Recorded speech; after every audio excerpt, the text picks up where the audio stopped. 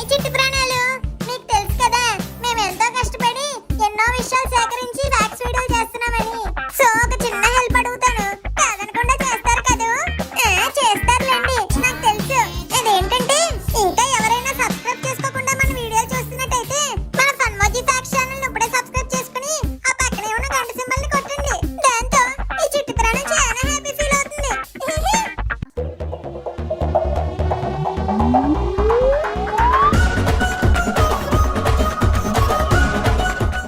ఒసే అను, ప్రతిరోజు మా కాలేజీలో అందరూ లంచ్ బ్రేక్ లో నన్ను చూసి బెర్ముడా ట్రయాంగిల్ అని అంటున్నారే, ఎందుకంటావు? ఎందుకన్రు? అందరు లంచ్ బాక్స్ సామాంతా నోట్లో వేసుకుంటున్నట్టున్నావు, అందుకే. అసలు ఈ బెర్ముడా ట్రయాంగిల్ అంటే ఏంటే? సరే చెప్తా విను. అట్లాంటిక్ మహాసముద్రంలో ఒక స్పాట్. అక్కడికి వెళ్ళిన వాళ్ళు కానీ ఒక్కసారిగా మాయమైపోతున్నారు. ఆ మాయమైన వాళ్ళ జాడ కానీ చిన్న ఆనవాళ్ళు కానీ దొరకట్లేదు.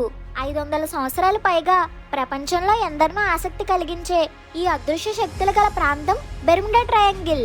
రామాయణంలో హనుమంతుడు సీతాదేవి కోసం వెతుకుతూ సముద్రాలను గాలిస్తున్నప్పుడు ఒక ఇన్సిడెంట్ గురించి సుందరకాండలో ఉంది. సమక్షిప్తో అస్మి తరస పానుకృత పరాక్రమః ప్రతిలోమేన వాతేన మహానౌరీవ సాగరే.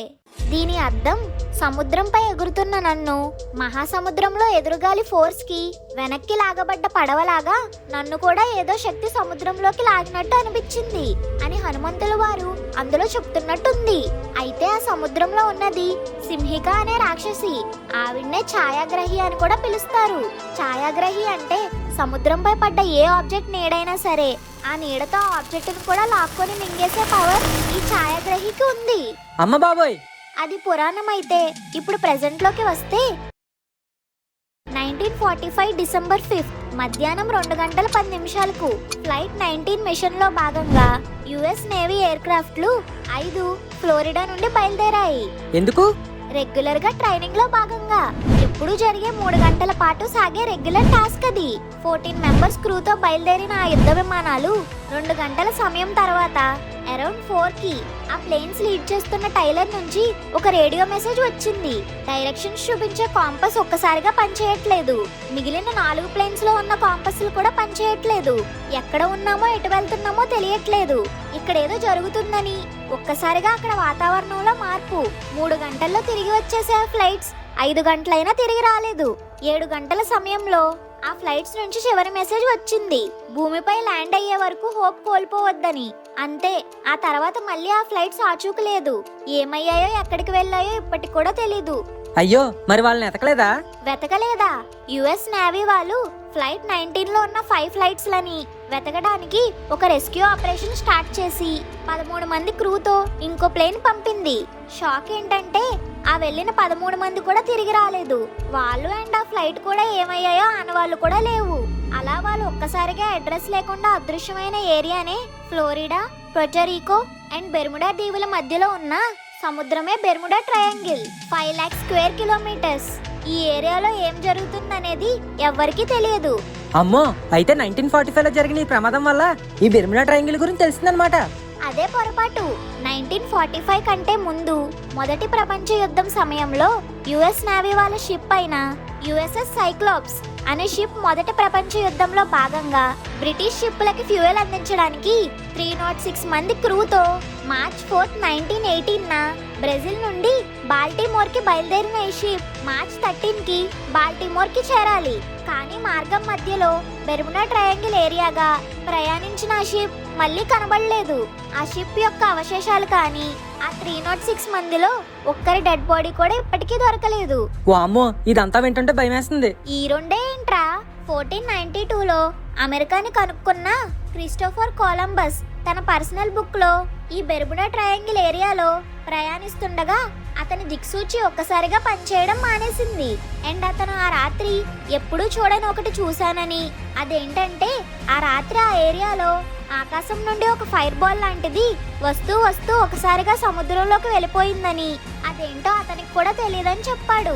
జస్ట్ ఈ 3 ఇన్సిడెంట్స్ మాత్రమే కాదు, 1881లో, 1948లో, 1956లో, 1962, 1965, 1971, 1978, 2005 ఇలా చెప్పుకుంటూ పోతే 1000కు పైగా షిప్స్ అండ్ ప్లేన్స్ ఈ బెర్ముడా ట్రయాంగిల్లో మాయమైపోయాయి. రీసెంట్ గా ఏం లేదా?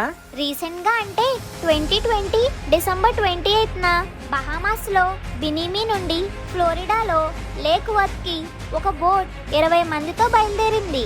నెక్స్ట్ డే 29 డిసెంబర్ కి సౌత్ ఫ్లోరిడాకి చేరుకోవాల్సిన ఈ బోట్ బెర్ముడా ట్రయాంగిల్ ఏరియా మీదుగా వెళ్ళాలి. అంతే, ఈ బోట్ మళ్ళీ కనబడలేదు. యుఎస్ కోస్ట్ గార్డ్స్ అంతా కలిసి 17,000 స్క్వేర్ కిలోమీటర్స్ నాన్ స్టాప్ గా వెతికినా చిన్నదంటే చిన్న ఆనవాళ్ళు కూడా దొరకలేదు. అసలు ఇందులోంచి బయటపడినాడు ఒక్కడు లేడా? బయటపడినవాడంటే ఆ బెర్ముడా ట్రయాంగిల్లో ప్రమాదాన్ని ఎదుర్కొని బయటపడ్డ వాళ్ళలో ఒకడున్నాడు. ఎవరతను? బ్రూస్ గెర్నాన్. అతను అప్పుడప్పుడు తన బిజినెస్ పార్ట్నర్ తో కలిసి ప్లేన్ లో ట్రిప్స్ వేస్తుంటాడు. అలా ఒక రోజు 1970 డిసెంబర్ లో అతని ఫ్రెండ్ అండ్ ఫాదర్ తో కలిసి బహామాస్ నుండి ఫ్లోరిడాలో ఉన్న మియామి బీచ్ కి ప్లేన్ లో బయలుదేరాడు. అయితే ఈ బెర్ముడా ట్రయాంగిల్ ఏరియాకి చేరుకునేసరికి అక్కడ ఆకాశం ఉన్నట్టుండి మిస్టీరియస్ గా బిహేవ్ చేయడం స్టార్ట్ చేసిందంట. చుట్టూ దట్టమైన మబ్బులు సర్క్యులర్ గా ఉన్నాయంట. అయితే ఆ మబ్బుల మధ్యలో ఖాళీగా ఉండి బ్లూ స్కై కనిపిస్తుంది. యాక్చువల్ గా అయితే అతను ఆ మబ్బుల ఎడ్జ్ నుండి వెళ్ళాలి. కానీ అప్పటికప్పుడు ఏం చేయాలో తెలియక ఆ మబ్బుల మధ్యలో ఉన్న ఖాళీ స్పేస్ లోకి పోనిచ్చాడు. ఆ హోల్లోకి ఎంటర్ అయిన అతను ప్లేన్ అందులోంచి బయటకు వచ్చినప్పుడు కాంపస్ పనిచేయడం ఆగిపోయింది. అతనికి రేడియో సిగ్నల్ అందడంతో నా ప్లేన్ కోఆర్డినేట్స్ చెప్పమని అడిగాడు. వాళ్ళు మీ ప్లేన్ రాడార్ మీద కనిపించట్లేదని చెప్పారు. అలా ఆ మబ్బుల మధ్యలో ఉన్న హోల్లోకి వెళ్ళిన అతను 3 నిమిషాలు ప్రయాణించాక అతనికి మియామి బీచ్ కోస్ట్ కనిపించిందంట. మబ్బుల మధ్యలో హోల్లో బ్లూ స్కై కనిపించేలాడు. వెళ్ళాలనుకున్న బీచ్ కి రీచ్ అయ్యాడు. అందులో ఏముంది? ఏరా 3 మినిట్స్ ప్రయాణించి మియామి బీచ్ కి రీచ్ అయిపోయాడు. యాక్చువల్ గా బెర్ముడా ట్రయాంగిల్ లో అతను ఆ మబ్బుల మధ్యలో హోల్ చూసిన ఏరియా నుంచి ఆ బీచ్ 160 కిలోమీటర్స్ 3 మినిట్స్ లో ఎలా చేరుకున్నాడు? జనరల్ గా ఇప్పుడు మాక్సిమం ఫ్లైట్స్ 500 km/h స్పీడ్ లో వెళ్తాయి.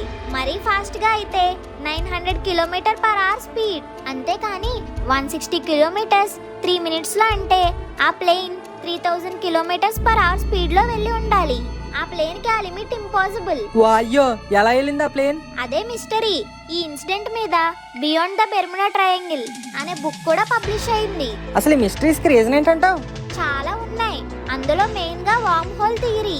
మనం టైం ట్రావెల్ ఎపిసోడ్ లో చెప్పుకున్నట్టు స్పేస్ లో ఒక చోటు నుండి మరో చోటికి మధ్య ఉన్న స్పేస్ ని బెండ్ చేసి డిస్టెన్స్ తగ్గిస్తూ వార్మ్ హోల్స్ క్రియేట్ అవుతాయి. అలా బెర్ముడా ట్రయాంగిల్ ఏరియాలో సముద్రానికి ఉన్న లో డెన్సిటీ వల్ల వార్మ్ హోల్స్ ఏర్పడే అవకాశాలు ఉన్నాయి అంటున్నారు. మేబీ ఆ బ్రూస్ గెర్నాన్ మబ్బుల మధ్యలో చూసిన హోల్ వార్మ్ హోల్ అయి ఉండొచ్చు. మరి అక్కడ ప్రయాణించే షిప్స్ అండ్ ప్లేన్స్ ఎందుకు ఆ వార్మ్ హోల్ లో ట్రావెల్ చేయట్లేదు? ఎందుకంటే ఈ వార్మ్ హోల్స్ అనేవి హైలీ అన్స్టేబుల్. ఎప్పుడు ఏర్పడతాయో, ఎంతసేపు ఉంటాయో, ఎప్పుడు మళ్ళీ డిస్ట్రాయ్ అయిపోతాయో ఎవ్వరికీ తెలియదు. ఒక్కోసారి అవి ఎర్త్ మీద ఉన్న స్పేస్ కాదు, ఇంకో డైమెన్షన్ కూడా కనెక్ట్ అవుతాయి. మేబీ అక్కడ మాయమైపోయిన షిప్స్ అండ్ ప్లేన్స్ వేరే డైమెన్షన్ లోకి వెళ్ళిపోయి ఉంటాయి. అండ్ అక్కడ గ్రావిటేషనల్ డిస్టర్బెన్సెస్ జరుగుతూ ఉంటాయి. అంటే అక్కడ ఎర్త్ మ్యాగ్నెటిక్ పోల్స్ కాంపస్లపై ఒకే డైరెక్షన్ చూపిస్తుండొచ్చు. మరి ఇంకో ఎక్స్ప్లెనేషన్? Methane hydrate. యాక్చువల్ గా ఆస్ట్రేలియాలో సైంటిస్టులు మిథేన్ హైడ్రేట్ ఎక్స్పెరిమెంట్ లో భాగంగా వాటర్ మీద షిప్ డమ్మీ పెట్టి ఆ వాటర్ లో మీథేన్ బబుల్స్ జనరేట్ చేయగా ఆ షిప్ డమ్మీ ఆ వాటర్ లో మునిగిపోయింది. సేమ్ ఇదే బెర్ముడా ట్రయాంగిల్ లో జరగచ్చు అంటున్నారు. జనరలీ షిప్ బరువు కంటే సముద్ర నీరు ఉపరితలం డెన్సిటీ ఎక్కువ ఉండడం వల్ల షిప్ సముద్రంపై తేలుతూ ఉంటది. అయితే ఏదైనా షిప్ బెర్ముడా ట్రయాంగిల్ ఏరియాపై ప్రయాణించే ఈ టైంలో ఆ సముద్రం అడుగున అగ్నిపర్వతాలు బద్దలైతే అవి మిథేన్ హైడ్రేట్స్ రిలీజ్ చేస్తాయి. ఇక ఒక్కసారిగా ఆ సముద్రం వాటర్ డెన్సిటీ తగ్గిపోవడం వల్ల షిప్స్ లోనికి మునిగిపోతున్నాయి అంటున్నారు. అలానే హెక్సగోనల్ క్లౌడ్ థియరీ. అక్కడ మబ్బుల వల్ల వచ్చే తుఫానులకి అక్కడ అలలు 40 ఫీట్ వరకు లేచి షిప్స్ ని ముంచేస్తున్నాయని, అండ్ ఆ బెర్ముడా ట్రయాంగిల్ కింద అట్లాంటిస్ సిటీ ఉందని, అదే మింగేస్తుందని చాలా థియరీస్ ఉన్నాయి. అయితే ఇందులో ఏది నిజమో, ఈ షిప్స్ అండ్ ప్లేన్స్ మాయమైపోవడానికి, ఆనవాళ్ళు కూడా దొరకపోవడానికి ఇవన్నీ థియరీస్ తప్ప ఏది నిజమనేది ఎవరికి తెలీదు. అబ్బా, చాలా బాగుందే. వింటుంటేనే భయం వేసింది. ఇంకా అక్కడ మాయమైపోయిన వాళ్ళ పరిస్థితి ఏంటో. ఫ్రెండ్స్, మీకు కనుక ఈ వీడియో నచ్చినట్టయితే ఇప్పుడే లైక్ అండ్ షేర్ చేసి మన ఫన్మోజీ ఫ్యాక్ట్స్ ఛానల్ ని సబ్స్క్రైబ్ చేసుకోండి. అలాగే